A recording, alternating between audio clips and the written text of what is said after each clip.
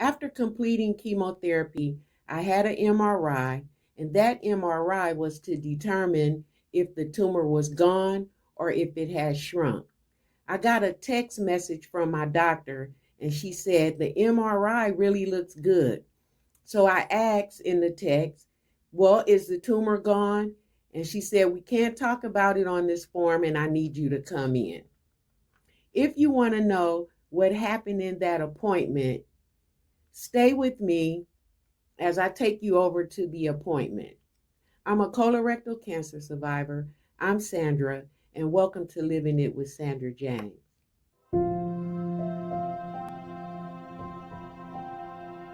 Once me and my husband arrived at the appointment, we did the pleasantries with her and we sat down, and she says to me, let's talk about the big surgery. And I went, what? And she said, well, the MRI does look good, and the tumor did shrink significantly, but not enough. It's still very low in your rectum, and there's a need for the big surgery. And I asked, well, what do you mean big surgery?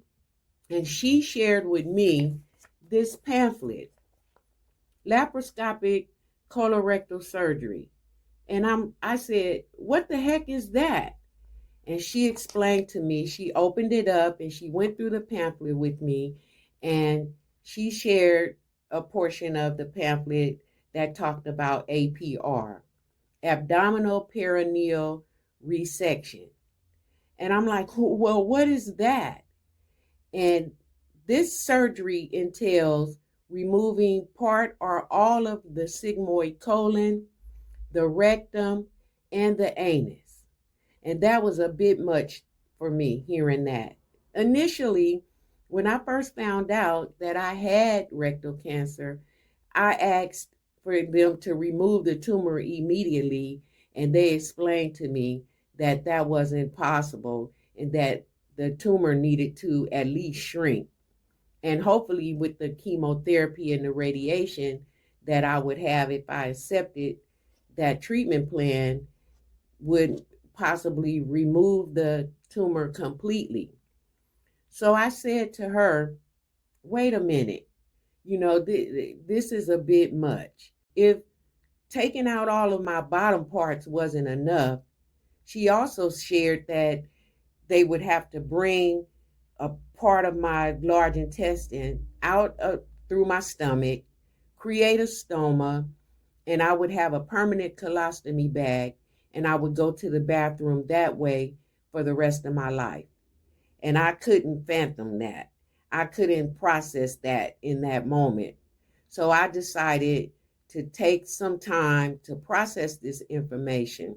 And as we were leaving, she said to me that if I considered the watch and wait, which would be watching and waiting to see how the tumor would respond to the medication and the chemotherapy and the radiation that was still working through my body, I would be at risk of the tumor spreading into my lungs and my liver, because the tumor was still, even though it was significantly small, it was still alive and active in my body.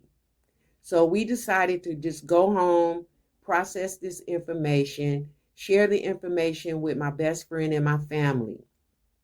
I will come back in the next video and share with you what decisions we made and how we processed that information and what we did next. If you or someone you know have had a situation like this and had to make a big decision like this, share in the comment what you did, how you processed it, and what decision you made. Like, share, and subscribe. Hit the notification bell so you don't miss any other videos. And I will see you in the next video.